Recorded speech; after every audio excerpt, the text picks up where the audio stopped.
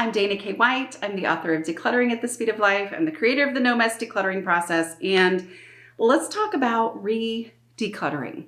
So I used to think that if I decluttered and got stuck on something and kept that thing and then later came back and then ended up not needing that thing, that I had failed at decluttering. Okay, so I have shared before that my 2 strategies for when you get stuck on something is to either skip it or use the head explosion rule and just say, you know what, nothing's worth my head exploding. But what happens when you decide to keep something and then it turns out that that thing just sits in your house? Okay, so here's my example.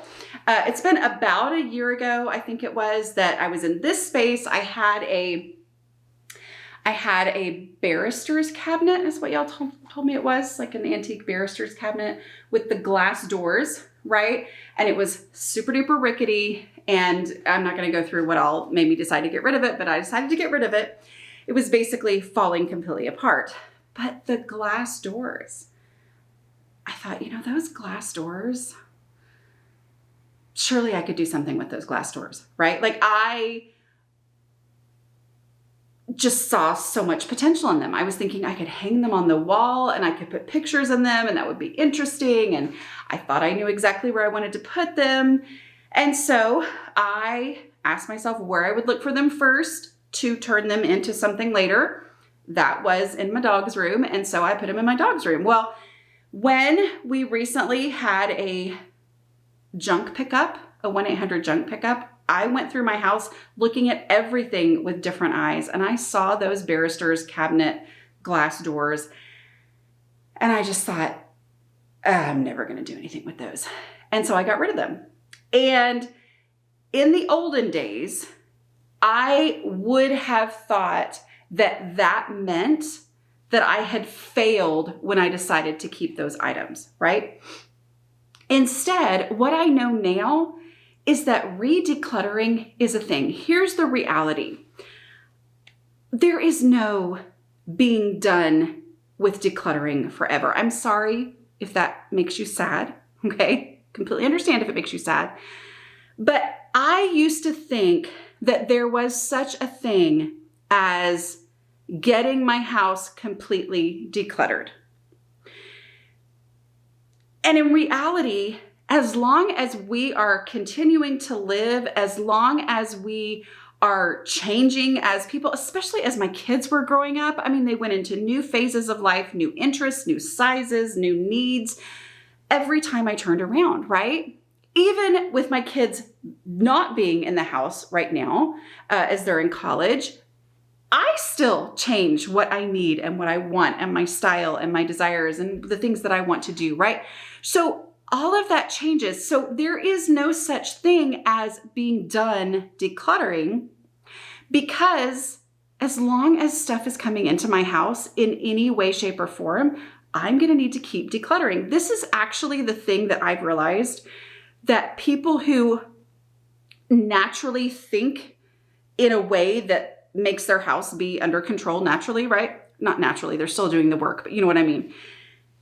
This is something that's different about the way that we think. Those of us who struggle, when I struggled and my house had been a disaster for years, I kept looking for this time when I was gonna be done, And so every time I had something happen like, oh no, I debated and ended up keeping those glass doors for this barrister's cabinet and then didn't even end up using them, then I thought, well, that's just proof that I'm not good at this, right? That's just proof that I can't do this well. When in reality, that's just life, right? Like at the time when I got rid of that cabinet and I kept those glass doors, it was a possibility that I was going to use them.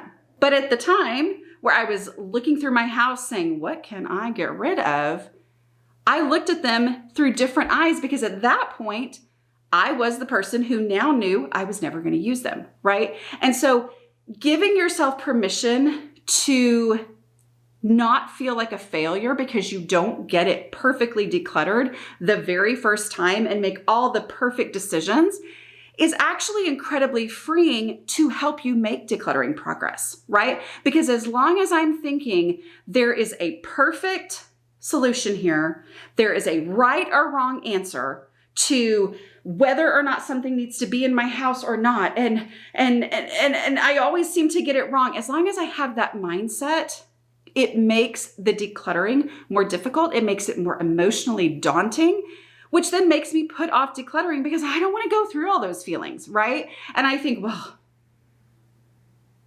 I'll probably get it wrong this time. So, I need to learn more. I need to think more. I need to figure out more. I need to, ask more questions. I need to do all this. Instead, it's like, let me just declutter. Let me do what I can do and get stuff out of my house. And the more I do that, the more confidence I gain that just any decluttering at all, anything leaving my house makes my house that much easier to manage, makes my house that much more under control. And then I'm encouraged to then keep decluttering because I don't have that pressure that I've put on myself. So the point is, re-decluttering is absolutely a thing. Knowing that as I work on a space, if I get stuck and I skip an item, it doesn't mean that I've failed, because if I have gotten rid of anything, I have successfully decluttered. I'm not done decluttering, but I have successfully decluttered if anything has left my house, right? And the beauty is, every time I come back to a space that I agonized over something and ended up keeping it because I just skipped it in the decluttering process, when I come back to it, it looks completely different to me. Where I agonized over those glass cabinet doors the first time, when I looked at them again, I thought, sure, those can go. And I had no angst about it because it was re-decluttering, and re-decluttering is so much easier than decluttering.